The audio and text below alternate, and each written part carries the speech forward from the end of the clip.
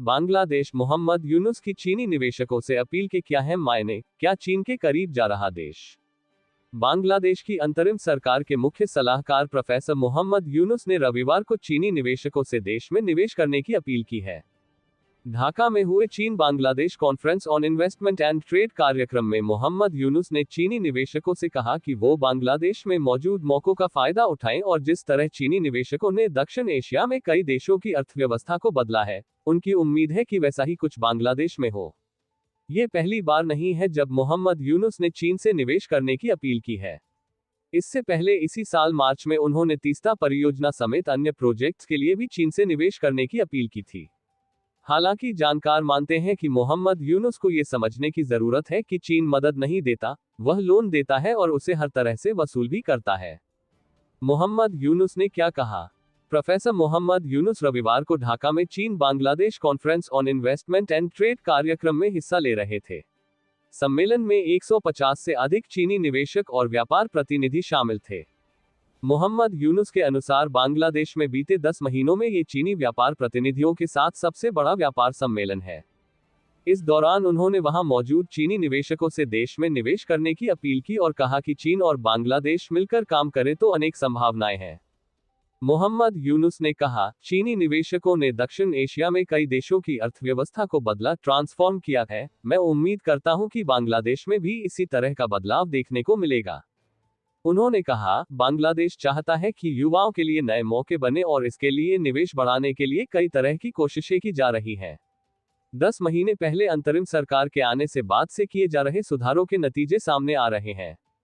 मोहम्मद यूनुस ने पिछली शेख हसीना सरकार पर निशाना साधते हुए कहा, इकोनॉमिक जोन बनाए गए लेकिन वो खाली पड़े रहे। वहां गाय और भैंसे चरने लगे थे।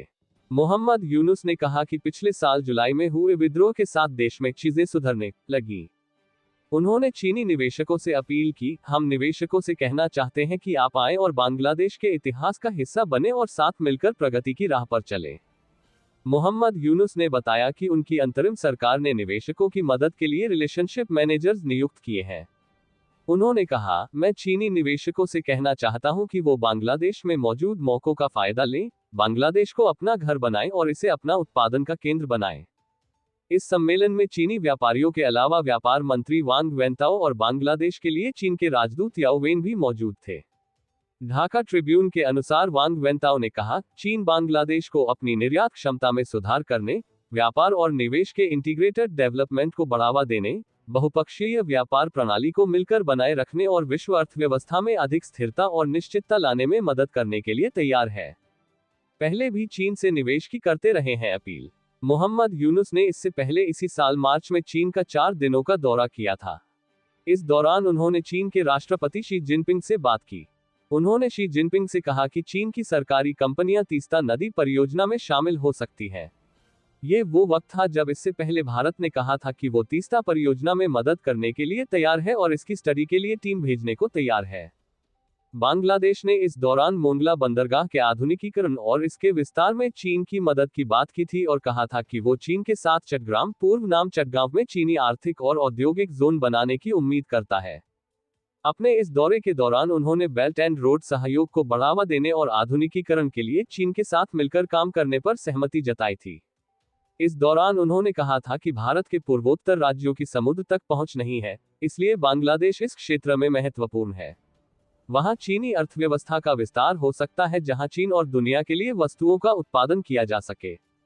क्या कहते हैं जानकार? पूर्व राजनयिक और नई दिल्ली में JNU के स्कूल ऑफ इंटरनेशनल स्टडीज में प्रोफेसर एमिरेट्स SD मुनी कहते हैं, बांग्लादेश हमेशा से ही चीन के करीब था।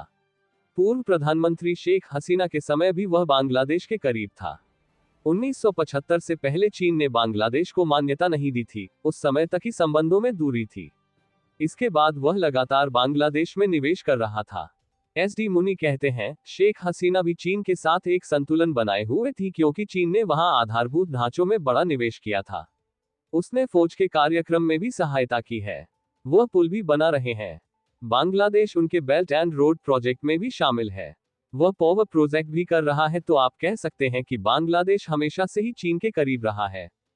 मनोहर पर्रिकर रक्षा अध्ययन एवं विश्लेषण संस्थान की रिसर्च फेलो डॉक्टर स्मृति एस पटनायक कहती हैं, यूनुस सरकार जितना चीन के करीब जा रही है उससे ज्यादा दिखा रही है। वह ये जानते हैं कि अगर वो ऐसा करते हैं तो भारत पर एक अलग प्रभाव पड़ता है। वह बताती हैं, चीन ने BRI प्रोजेक्ट में $42 अरब के निवेश का वादा किया था, लेकिन पिछले कुछ साल में 2 अरब का ही निवेश हुआ है। डॉक्टर स्मृति एस पटनायक कहती हैं, चीन बांग्लादेश में अपनी उपस्थिति बढ़ाना चाहता है क्योंकि उसे चिंता है कि वहां अमेरिका का वर्चस्व न बढ़ जाए और भारत का प्रभाव भी बहुत न हो पाए। अपना प्रभाव बनाए रखने के लिए चीन पाकिस्तान के बाद बांग्लादेश को सबसे ज्यादा सैन्य मदद कर रहा है। पनडुब्बी भी दी है, लेकिन उसका तरीका अलग है। SD मुनि कहते हैं कि बांग्लादेश को भारत के विरोध में जहां से समर्थन मिलेगा, वो उसी तरफ बढ़ जाएगा। वह कहते हैं, जहां तक बात मोहम्मद यूनुस सरकार की है तो वह शेख हसीना के बाद शासन में आए हैं और उनकी अंतरिम सरकार का आधार ही शेख हसीना का विरोध है।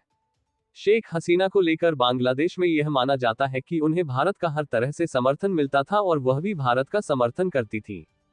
मुनि कहते हैं, भारत मोहम्मद यूनुस को वो तरजीह नहीं दे रहा है जो शेख हसीना को मिल रही थी। यही वजह है कि उन्हें जहां जहां एंटी इंडिया तंत्र मिलेगा वह वहां चले जाएंगे। इससे उन्हें राजनीतिक फायदा भी है और आर्थिक फायदा भी है। वहीं डॉक्टर स्मृति कहती हैं, बांग्लादेश टिपिकल बैलेंसिंग गेम खेल रहा है। अभी चिकन नेक के पास एयरपोर्ट को विकसित करने की जो बात चल रही है, वह भी इसका ही हिस्सा है। वह भारत को एक तरह से चिढ़ा रहा है कि आपको जिससे चिढ़ है, उसे हम लेकर आएंगे। इसमें तीस्ता प्रोजेक्ट का भी जिक्र हो रहा है। वह कहती हैं, सबसे महत्वपूर्ण बात यह है कि जिस सरकार का लक्ष्य ये होना चाहिए कि स्थिति सामान्य हो और चुनाव कराए जाए, वह इस समय वैश्विक राजनीति कर रही है। इसके मायने यही है कि यह अभी लंबा चलेगा और ऐसी स्थिति में भारत को बांग्लादेश की चुनी हुई सरकार का इंतजार करना चाहिए।